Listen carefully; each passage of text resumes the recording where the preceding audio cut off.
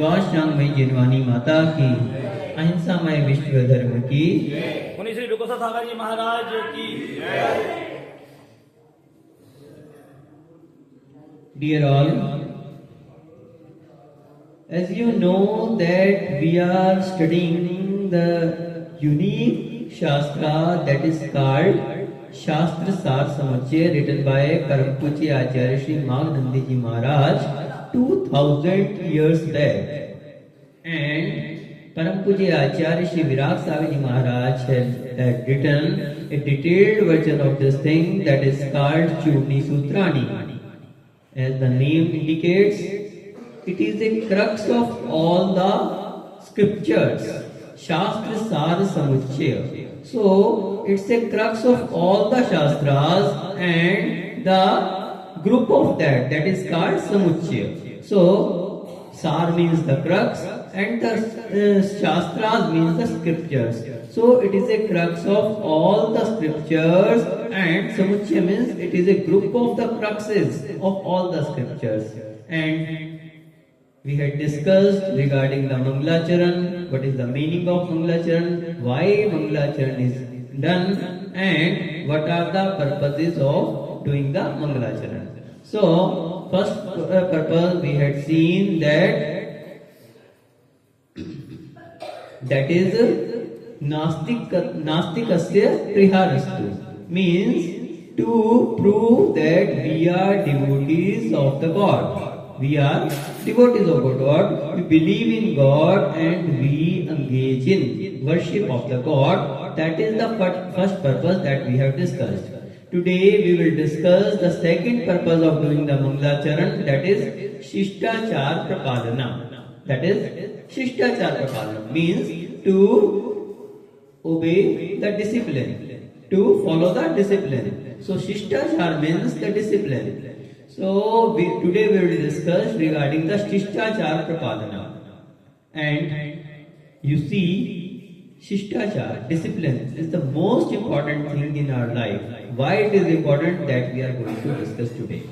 So बंधुओं, जैसा कि आपको पता है कि हम आचार्य माघनंदी महाराज के लिखे हुए महान ग्रंथ, जो कि सभी शास्त्रों का सार है, और उन सारों का, सभी सारों का एक समुच्चय यानी कि ग्रुप, उसको क्या कहते हैं, शास्त्र सार समुच्चय, जिसमें बहुत ही सुंदर शब्दों में आचार्य श्री माघनंदी महाराज ने क्या लिखा है, सभी शास्त्रों का सार लिखा है, और उस पर परम पूज्य गणाचार्य श्री विराग स्वामी महाराज ने एक टीका लिखी है, यूं कहें चूर्णी सूत्र लिखे हैं।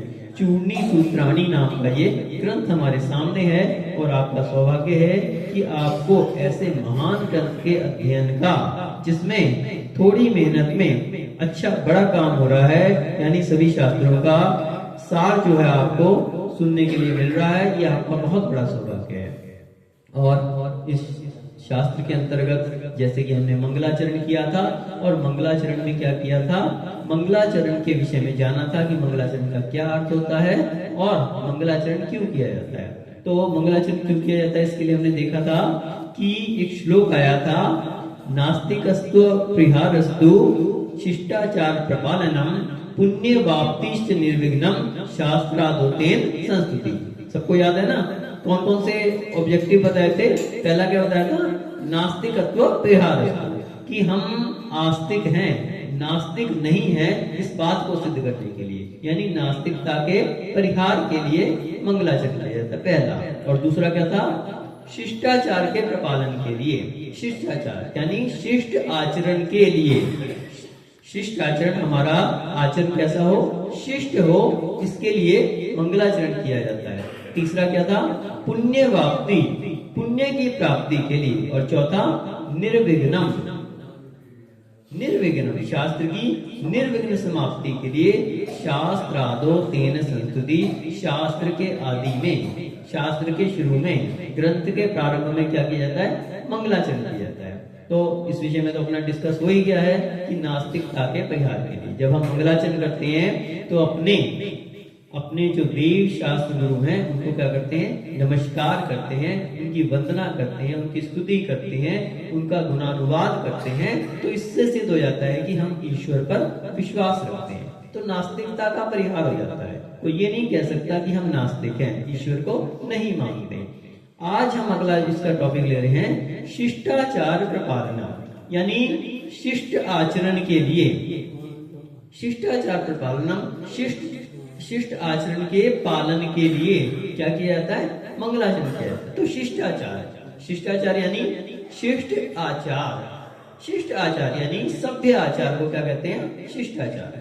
तो सभ्य आचार जब हम देखते हैं या शिष्टाचार देखते हैं तो सभ्य आचरण क्या है, अपने से पूज्यों के प्रति विनय करना, विनय के बाद, जैसा कि हमने पहला देखा था ना कि जैसे अपने देव शास्त्र गुरु को नमस्कार करना, तो कभी भी हमारे समक्ष कोई भी देव शास्त्र गुरु विद्यमान हो तो अपन क्या करते हैं, नमस्कार करते हैं, ये हमारा शिष्टाचार है।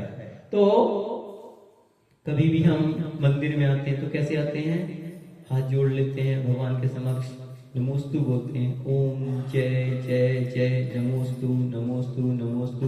तो ये जो नमोस्तु शब्द है ये क्या है, ये शिष्टाचार है।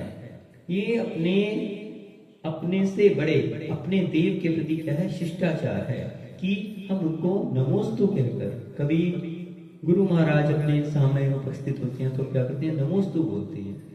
कभी भी हम मंदिर आए, कितनी बार भी आए, कितनी बार भी भगवान के समक्ष से निकले, भले अपने दर्शन कर लिए हैं, अर्घ चढ़ा दिया है, सब कुछ कर लिया है, लेकिन उसके बाद भी कभी भी हमारा भगवान के समक्ष से जितनी बार भी निकलना हो, जितनी वेदियों के समक्ष से, तो हमारा मस्तक कैसा होना चाहिए, झुका होना चाहिए, हमारा नतमस्तक होकर निकलना चाहिए।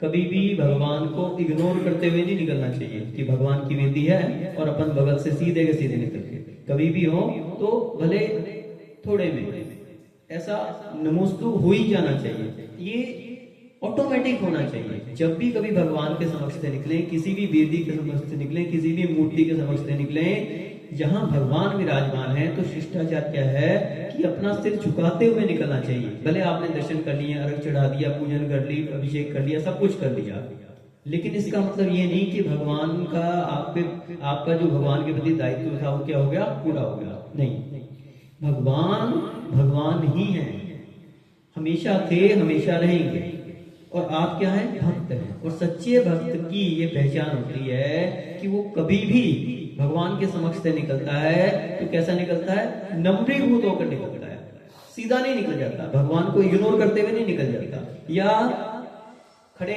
उससे नहीं निकल जाता।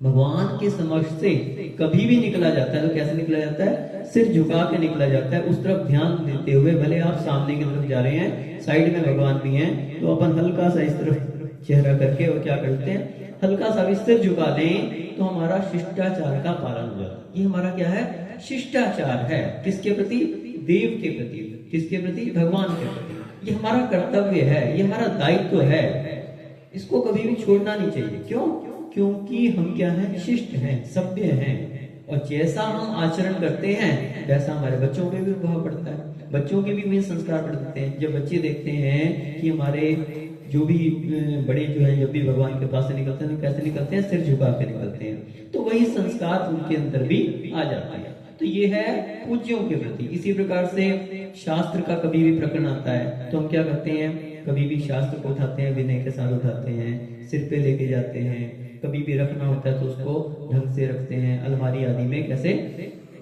व्यवस्थित रखते हैं, उसके लिए अचार आदि की व्यवस्था रखते हैं, जिनवानी के प्रति विनय भाव रखते हैं।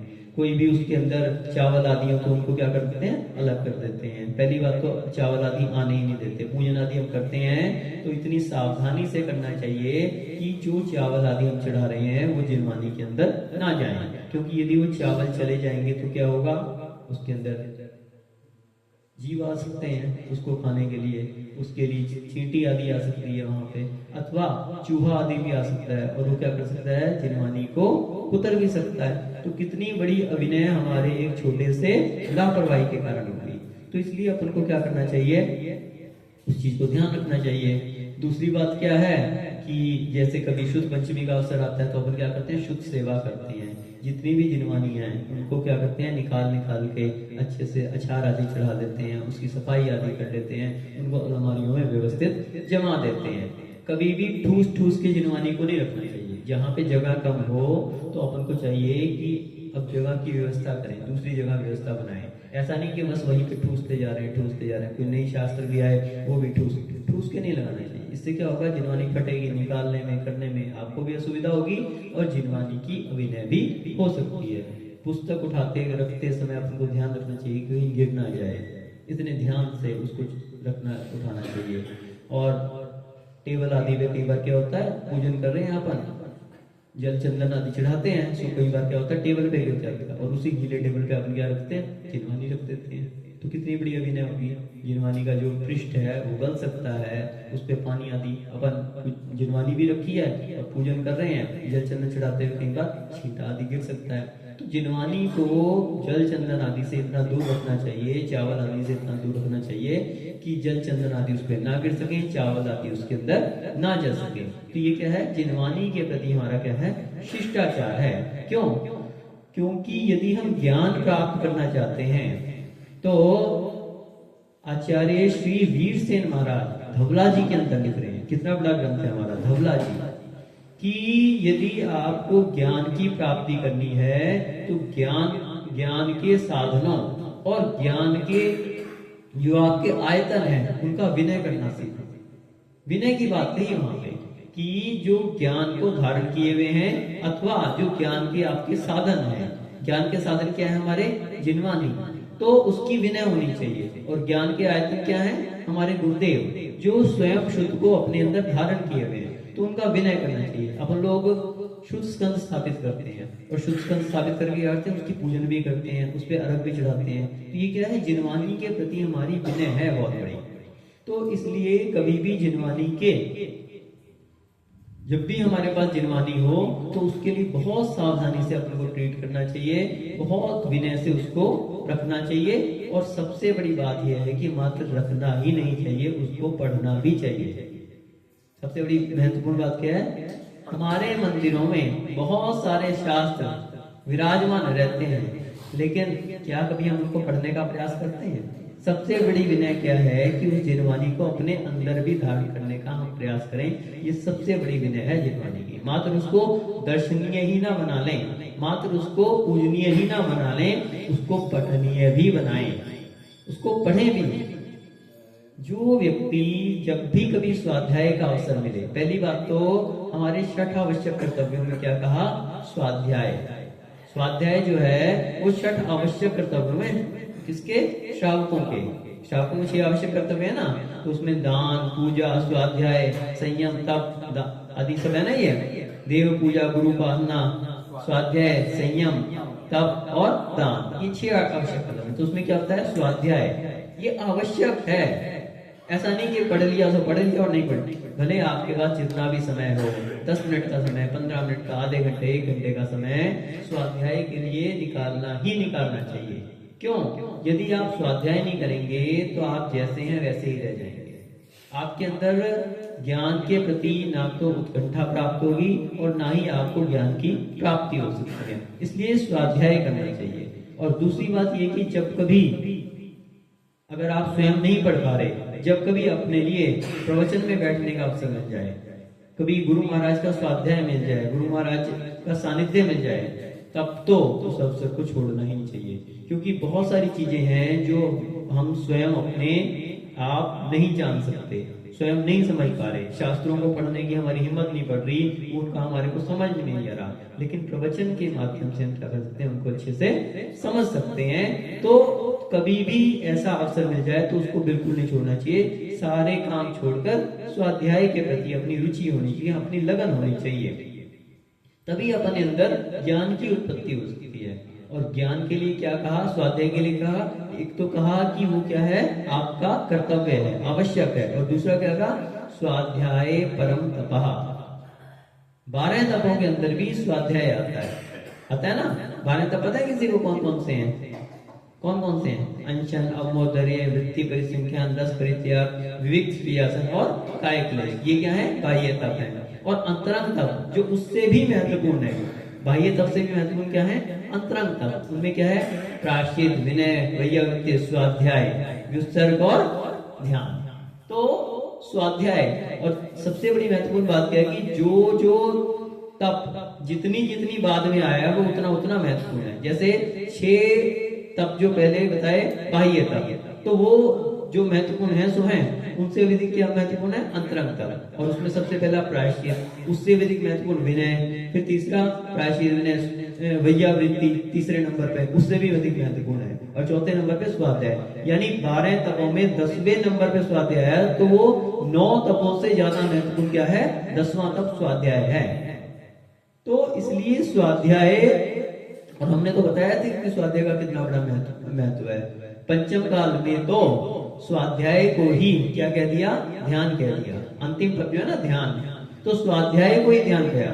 पंचम काल में ध्यान तो संभव नहीं है, तो इसलिए क्या कहा, अज्जनमेव ध्यानो, अज्जनमेव ध्यान, पवनसारभासम परमप ध्यान कारणम ध्याने। बोले कि जो प्रवचन सार है यानी स्वाध्याय है, वो परमप ध्यान, आत्मा के ध्यान का, परमात्मा के ध्यान का कारण जानना चाहिए। और अध्ययनमेव ध्यानम, दूसरी बात क्या गई, अध्ययन ही ध्यान है। तत्तो पंचम याले अध्ययनमेव कुछ जायो। इसलिए पंचम काल में स्वाध्याय पवनसार में कुछ जाओ, पवनसार यानी प्रवचन सार, इसका अभ्यास जरूर करना चाहिए, यही करना चाहिए। ध्यान तो आपके बस की बात नहीं है, तो स्वाध्याय जरूर करना चाहिए। तो जो जिनवानी के शिष्टाचार की जो बात चल रही थी, तो उसमें क्या है कि जिनवानी का शिष्टाचार सबसे बड़ा क्या है कि उस जिनवानी का अध्ययन भी करें। उस स्वाध्याय को हम अपना परम कर्तव्य, आवश्यक और तप कौन से नंबर का, 10वें नंबर का, और यूं कहें कि 12वें नंबर का जो ध्यान है, आचार्य जी ने तो उसको पंचम काल में उसी को ध्यान कह दिया। तो इस ऐसे स्वाध्याय को हमें जरूर करना चाहिए, और साथ में उसकी विनय भी रखनी चाहिए। जितना हो सके अलमारियों आदि में व्यवस्थित रखना, चूहे आदि से सुरक्षित रखना, अचार आदि चढ़ाना, पानी आदि से बचा के रखना, ये सब चीजें अपन को, ये क्या है, हमारी जिनवानी की विनय है। तीसरी आती है देव शास्त्र के बाद गुरु की विनय। तो गुरु की विनय कैसे करें, तो गुरु की विनय, देव और शास्त्र तो फिर भी परोक्ष हैं, गुरु क्या है, प्रत्यक्ष है। तो जो कोई प्रत्यक्ष आ जाता है तो उसकी विनय सबसे अधिक महत्वपूर्ण हो जाती है। क्यों, क्योंकि परोक्ष को लिए तो एक बार को व्यक्ति बाद में भी कवर कर सकता है। जैसे कभी एक प्रश्न आया, कभी आहार दान का और पूजन का, दोनों का प्रसंग एक साथ आ जाए, उसी समय आपको पूजन करनी है और उसी समय आहार का अवसर आ गया, आहार दान का, तो पहले क्या करना चाहिए, पहले आहार दान देना चाहिए। क्यों, उसके 2 कारण बताए। पहला कारण तो ये बताया कि जो आहार दान आप करते हैं उसमें जो पूजन की जाती है, आहार से पहले क्या करते हो आप, नवधा भक्ति में पूजन आती है ना, तो नवधा भक्ति जब आप करते हैं तो उसमें पूजन भी आती है। हमने हमारी शाम को जो क्लास चलती है उसमें जो शंका समाधान चलता है उसमें सबको बता दिया कि नवधा भक्ति में पूजन होती है और सभी के लिए नवधा भक्ति जरूरी है।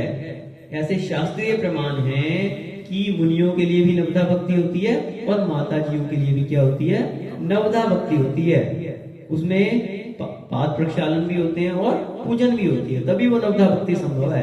अगर 2 भक्तियां कम कर दी तो वो सप्तधा भक्ति रह जाएगी, वो नवधा भक्ति नहीं रहेगी। और शास्त्रों में क्या उल्लेख है, नवधा भक्ति का।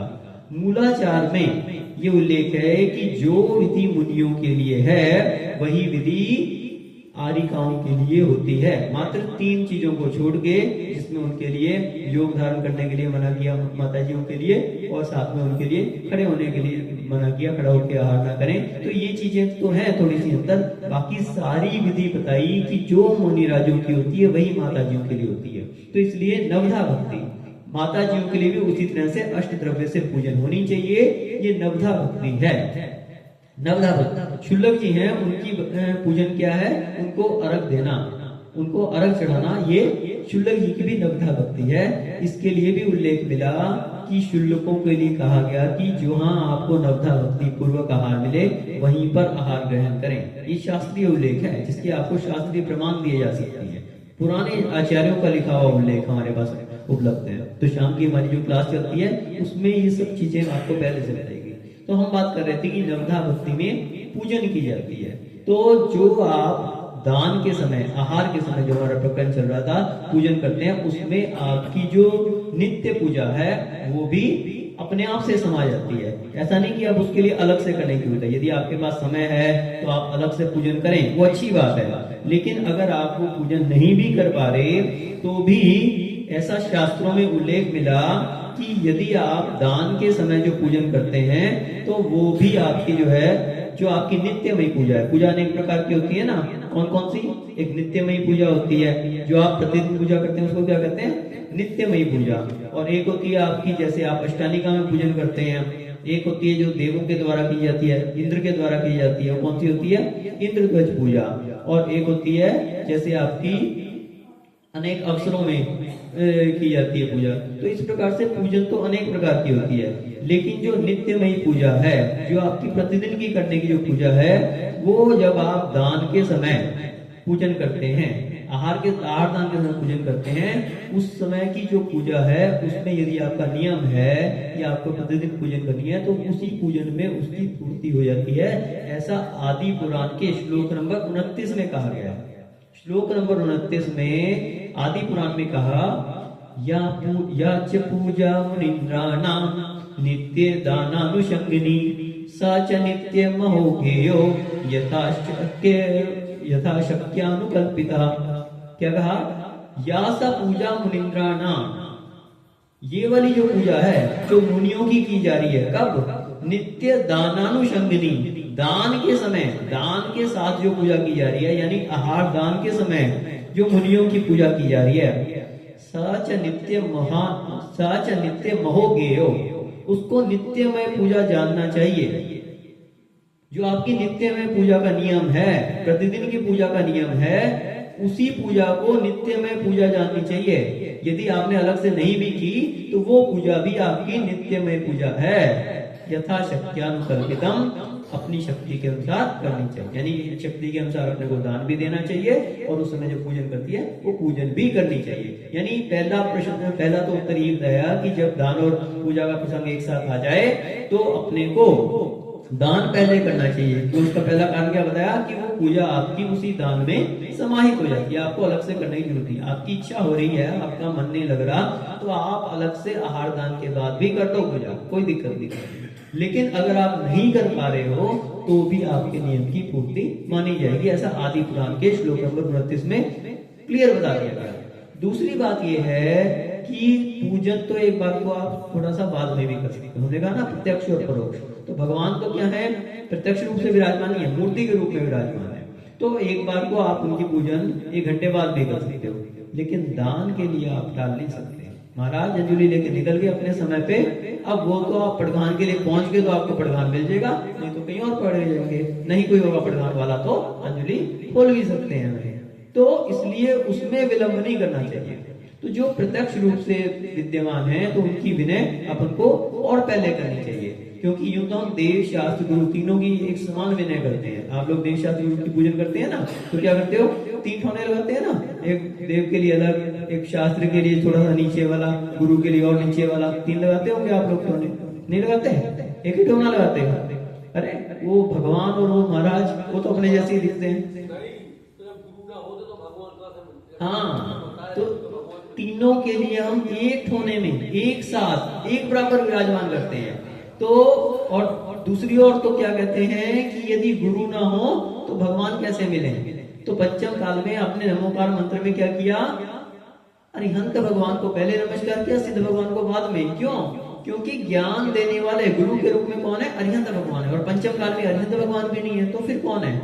यही आचार्य उपाध्याय सर्वसाधु, यही गुरु हैं जो हमें सिद्ध और अरिहंत से मिलाने वाले हैं। तो इसलिए गुरु की विनय, गुरु रूठे, आप पढ़ते हो ना, प्रभु रूठे गुरु ठौर है, गुरु रूठे नहीं ठौर। एक बार प्रभु रूठ जाए तो उनको तो बता सकते हैं गुरु की कैसे मनाया जा रहा है, और अभी गुरु रूठ गए अब कौन बताएगा? कोई बताने वाला नहीं।